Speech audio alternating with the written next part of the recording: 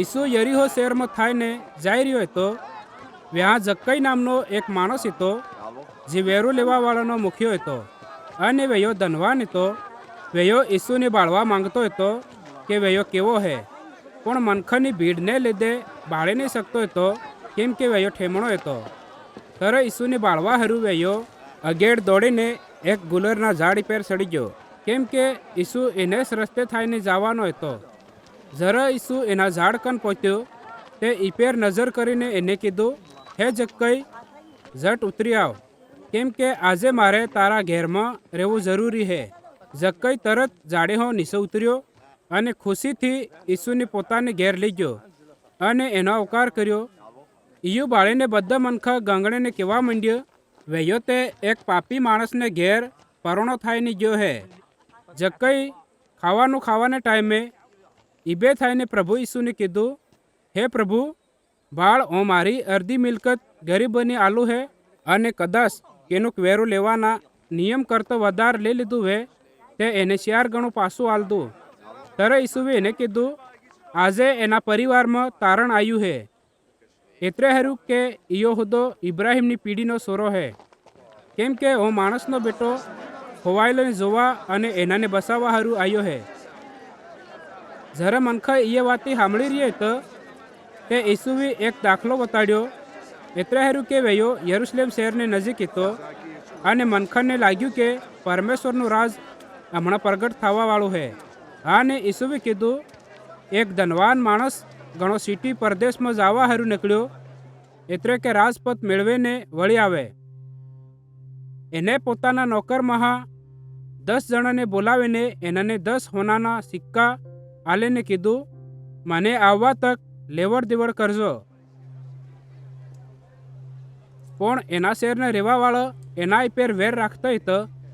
એટલે હારું એનાવે એને વાહેડ અમુક હમીસાર આલવાવાળાને કે મોકલ્યું કે અમો નહીં ચાહતા કે ઈયો અમારી પર રાજ કરે. જ્યારે એયો રાજપદ મેળવીને પાછો આવ્યો તે એવું થયું કે એને પોતાના નોકર અને જેનાને હોનાના સિક્કા આલ્યા હતા એને કને બોલાયા. એટલે ખબર પડે કે વયા લેવડ દેવડથી કેટલુંક કમાયા. ત્યારે પહેલવાળે આવીને કીધું, હે માલિક, તારા આલેલા એક સિક્કાથી 10 સિક્કા બીજા કમાયો. માલિકે એને કીધું, ધન્ય હે ખાસ દાસ, તે એના થોડાક જ ધનને અસલ કામમાં લીધું. આવું 10 શેરોઈ પેર અધિકાર સલાડ.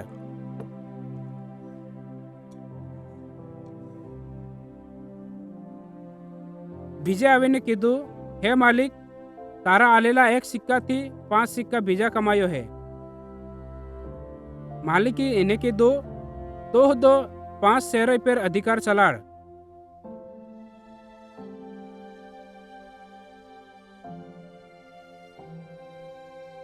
ત્રીજે આવીને કીધું, હે માલિક, બાળ તારો સિક્કો આ હે જેને મેં અંગોસામાં બાંધીને મેલ દીધો હતો. કેમ કે હું તારીથી સમકતો હતો, એટલે હારું કે તું કડક માણસ હે તો પોતે મજૂરી કર્યા વગર બીજાનું કમાયેલું ધન લઈ લે હે. માલિકે એને કીધું, હે બોંડા નોકર, હું તારા જ મોઢા થકી તને ગુનેગાર બનાવું હે. તો મને જાણતો હતો કે હું કડક માણસ હે, તો એવું જાણતો હતો કે હું મજૂરી કર્યા વગર બીજાનું કમાયેલું ધન લઈ લઉં હે, તે મારા રૂપિયા લેવડ દેવડ કરવાવાળા કને કેમ નહીં મેલ દીધા કે હું આવીને વ્યાજ હાથી લઈ લેતો. અને જે મનખ નજીક ઈબો હતો એને કીધું, વયો સિક્કો એને કન હો લઈ લો અને જેને કન 10 સિક્કા હે એને આલ દો. એનાવે એને કીધું, હે માલિક, એને કન 10 સિક્કા તે હે. હું તમને કહું હે કે જેને મેં સમજવાની આશા હે જે અહીં આલું હે, પરમેશ્વર એને વધારે સમજ આલ હે. પણ જે બી એવું સમજવાની આશા નહીં રાખતું કે હું શીખાડું હે તે એને કન હી જીભ સમજ હે પરમેશ્વર એને હોતો એને કન હી લઈ લે હે. પણ મારા એના વેરજેને જે ને ચાહતો હતો કે હું એના પર રાજ કરું, એનાને આ લાવીને મારી આગળ માર દડો.